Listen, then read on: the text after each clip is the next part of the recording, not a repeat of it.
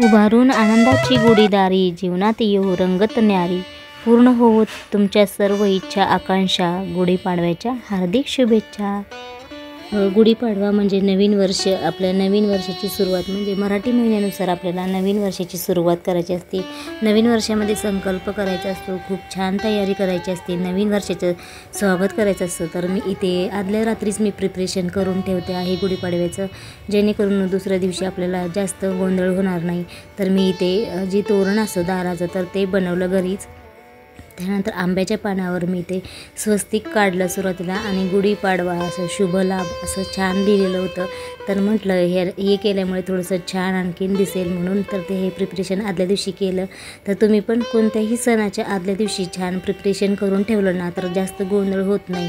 तर बघा, गुढीपाडवा म्हणजे 3.5 मुहूर्तापैकी एक मुहूर्त म्हणून मानला जाणारा सण आहे. म्हणजे कोणत्याही नवीन कार्याचा शुभारंभ करण्यासाठी हा दिवस अतिशय शुभ मानला जातो.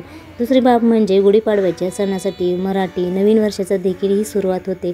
तर बघा शकता मी दुसऱ्या दिवशी हा पहाट आहे, नवीन वर्षाची पहाट आहे झालेली. तर मी सकाळी लवकर उठली होती त्या दिवशी. म्हटलं आजची आता नवीन वर्षाचे नवीन संकल्प नवीन दिवस. तर ते नंतर माझं सगळं आवरलं. त्यानंतर बाकीचं जिथे मी गुढी उभा करणार आहे तर ती जागा मला स्वच्छ करायची होती. तर इथे सकाळचे 6:45 वाजले होते. तिथे दार झाडलं आहे, सगळा कचरा वगैरे काढला, साफ केलं, पुसून घेतलं. आपल्या मराठी सण आलं की खरंच गुढी उभा करायची तर तो मला ती स्वच्छता केली. कारण मी त्या दिवशी खूप लवकर उठते आणि नंतर माझी सगळी कामं आवरते पटापट आणि सगळीची पूजेची तयारी करते, जेणेकरून आपले लवकर उठलं ना तर लवकर सगळी कामे लवकर आधी होतात. त्यानंतर आपल्याला पूजेला पण वेळ पुरतो आणि आपले काही सेवा असतात तर ते पण करतात. तर आपल्याला स्वामीची पण सेवा करायची असते. तर ते आता गुढीपाडव्याच्या नंतर आपल्याला जे स्वामी प्रकट दिन पण आहे तर त्याची पण सेवा असते. तर त्याच्यामुळे मी जेवढं शक्य होईल तेवढं लवकर उठते. तर बघा इथे गुढीची जी काठी आहे तर ती स्वच्छ केली आणि तेल लावून त्याला तिथे ठेवलं. त्यानंतर माझी आंघोळ झाली. त्याच्यानंतर मी ते पूर्ण आदल्या दिवशी रात्री सगळं किचन ओटा साफ करून पूर्ण क्लीन केलं होतं. दुसऱ्या दिवशी आपल्याला आपल्या शेगडीची पण पूजा करायची आहे, कारण इथेच आपण अन्न बनवतो म्हणजे आपल्या अन्नपूर्णाची पण पूजा करायची असते. तर मी इथे स्वस्तिक काढलं तिथे आणि हळदी कुंकू अक्षदा फूल वाहून इथे म्हणजे शेगडीची पूजा केली. तर प्रत्येक आपण सणाच्या दिवशी आपण सर्वप्रथम आपल्या पूजा करायची आहे, शेगडीची पण पूजा करायची आहे, त्यांचा आशीर्वाद घ्यायचा आहे. त्यानंतर आपल्या जी काही प्रसाद आहे तर त्याची तयारी करायची असते. तर अशा प्रकारे स्वस्तिक काढायचं आहे आणि त्यानंतर आपल्या शेगडीची पूजा करायची आहे.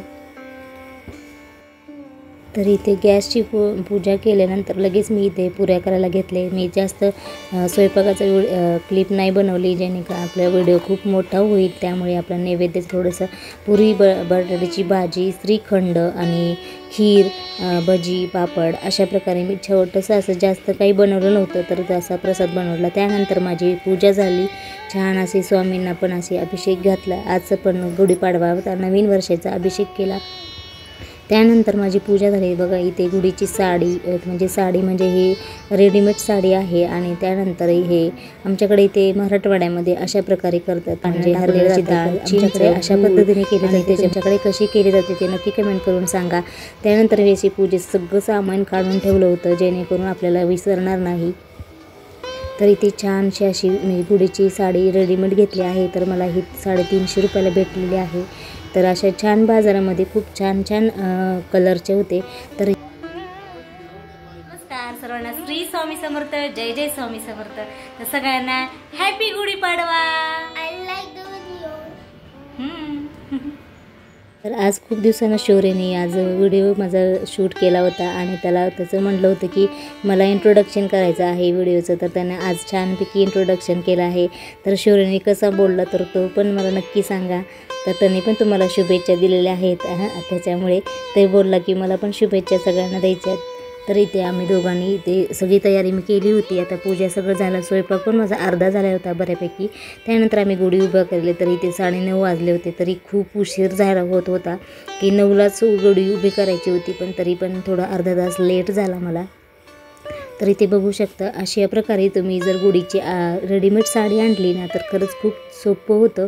म्हणजे आपल्याला काठीला जास्त म्हणजे साडीची निर्या करायची गरज नाही लागत. तर पटकन असं अडकवलं की थोडंसं म्हणजे बांधून घेतलं ना खरंच खूप छान होतं. तर बघा इथे आपण आंब्याची डहाळे, कडुलिंब आणि साखरेचा हार म्हणजे आपली गाठी हे लावून घेतलं. त्यानंतर हार आपला जे काही कलश आहे तर ते लावायचं आहे.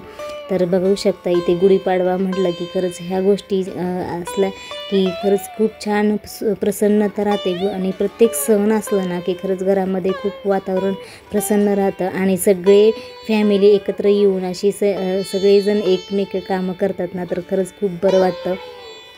तर गुढीपाडव्याचं जे आहे तर ते असं पण म्हटलं जातं की प्रभू श्रीराम 14 वर्षे वनवास करून सीतामातेसह यांच्या नगरीत परतले. तो दिवस म्हणजे चैत्र शुक्ल प्रतिपदा.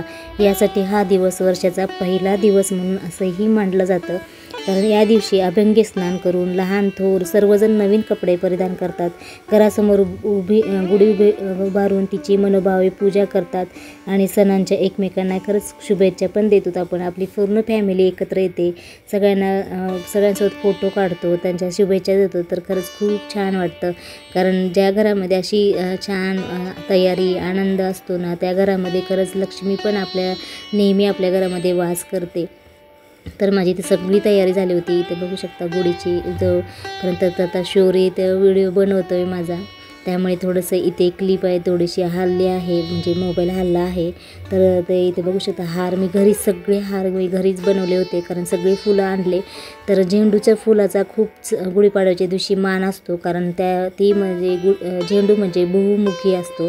त्यामुळे गुढीपाडव्याच्या दिवशी झेंडूच्या फुलाचा मान असतो आपल्या घरामध्ये. तर त्या दिवशी झेंडूची फुलंही आपण यूज करू शकतो म्हणजे आपल्या गुढीपाडव्याच्या दिवशी. तर इथे बघू शकता छान रांगोळी काढलेली आहे. त्याच्यामध्ये थोडीशी छोटी गुढी काढली मी. तर थोडं काढण्याचा प्रयत्न केलेला आहे. कारण बरेच दिवस झालं मी मोठी रांगोळी काढलीच नव्हती. तर आजच्या दिवशी जरा थोडीशी मोठी रांगोळी काढली छान. तर इथे बघू शकता त्यानंतर तोरण लावलं घराला. कारण आंब्याचं तोरण नक्की लावावं लागतं झेंडूच्या फुलाचं आणि आंब्याचं आजच्या दिवशी खूप मान असतो. आणि दारामध्ये मी अशी फुलं टाकलेली. ते हळदीचं लेपन मी सकाळीच केलं होतं पूजेच्या आधी. तर इथे गुढीपाडव्याची गुढीची आपल्या पुढे प्रार्थना करायची आहे. आणि एक मंत्र असा पण म्हणायचा आहे. तो मंत्र म्हणजे ब्रह्मध्वज नमस्ते तू सर्वाभीष्ट फलप्रदे प्राप्तिस्मिन स्वंस्तरे नित्य मंदग्रहे मंगल कुरु. हा मंत्राचा आपल्याला जप करायचा आहे. तर ओम ब्रह्मध्वजाय नमः किंवा आपला दुसरा मंत्र आहे ओम ब्रह्मध्वजाय नमः असाही आपल्याला मंत्र म्हणायचा आहे. त्याच्यानंतर हळदी कुंकू व्हायचं आहे, उदबत्ती धूप दीप लावायचा आहे. त्यानंतर आपल्याला गुढीला ओवाळायचं आहे.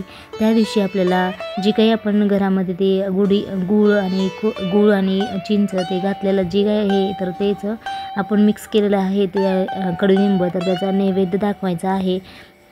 म्हणजे बघा ब्रह्माचे प्रतीक असलेले या ध्वजास माझा नमस्कार असो. सर्व प्रकारचे शुभ फळ मला मिळू दे. या वर्षामध्ये माझ्या घरामध्ये मंगलमय वातावरण राहू दे ही प्रार्थना करायची आहे आपल्याला. तर असा मंत्र म्हणून आपल्याला छान पूजा करायची आहे घरामध्ये सगळेजण एकत्र येऊन.